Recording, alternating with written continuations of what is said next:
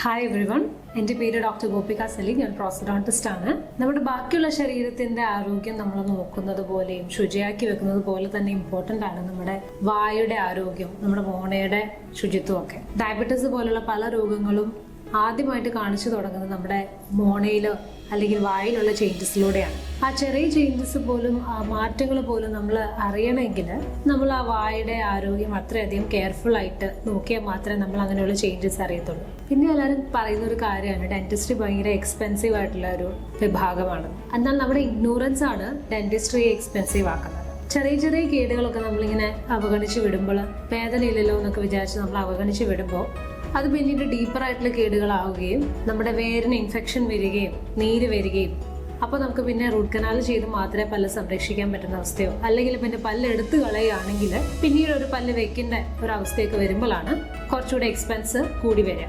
എന്നാൽ ചെറിയ രീതിയിൽ തന്നെ കേടിരിക്കുമ്പോൾ അത് അടച്ചു വെക്കുകയാണെങ്കിൽ അതേ എക്സ്പെൻസ് ഇല്ലാതെ തന്നെ നമുക്ക് നമ്മുടെ പല്ലിനെ സേവ് ചെയ്യുകയും ചെയ്യും. ചെറിയ ചെറിയ ചേഞ്ചസ് വന്ന് തുടങ്ങുമ്പോൾ തന്നെ, അതായത് നമ്മുടെ പല്ലിനുള്ളിൽ ഭക്ഷണം കയറിയിരിക്കുന്ന അവസ്ഥയോ, അല്ലെങ്കിൽ പല്ലുകൾ തമ്മിൽ ഗ്യാപ്പ് വരുന്ന അവസ്ഥ, അതും അല്ലെങ്കിൽ വായുനാറ്റം കൂടി വരുന്നുണ്ടെന്ന് തോന്നുക, അല്ലെങ്കിൽ നമ്മൾ ബ്രഷ് ചെയ്യുമ്പോഴത്തേക്കും മോണയിൽ നിന്ന് ചോര വരികയോ മോണ ഇറങ്ങി പോകുന്ന അവസ്ഥകളൊക്കെ വരുമ്പോൾ തന്നെ നമ്മൾ അതിന് വേണ്ട ചികിത്സയും കെയറും കൊടുത്തു കഴിഞ്ഞിട്ടുണ്ടെങ്കിൽ ആ ഒരു അസുഖം കൂടുതൽ പ്രോഗ്രസ് ചെയ്യാണ്ട് നമുക്ക് അവിടെ പിടിച്ചു നിർത്താനായിട്ട് സാധിക്കും. ഇനി ഓറൽ ഹൈജീൻ നമ്മൾക്ക് എങ്ങനെ മെയിൻറ്റെയിൻ ചെയ്യാം? ഇതൊരു പ്രാക്ടീസ് ആക്കി മാറ്റേണ്ട ഒരു ഹാബിറ്റാണ്. അതായത് ദിവസവും നമ്മൾ 2 നേരം ബ്രഷ് ചെയ്യുക. അതുപോലെ തന്നെ പല്ലിന്റെ ഇടഭാഗം, ആ ഭാഗത്ത് ബ്രഷിന്റെ ബ്രിസിൽസ് ഒരു പക്ഷേ എത്തുന്നുണ്ടാവില്ല. അപ്പൊ ആ ഭാഗത്തിന് വേണ്ടിയിട്ട് പല്ലുകളുടെ ഇടയിൽ ഫ്ലോസ് ചെയ്യുക.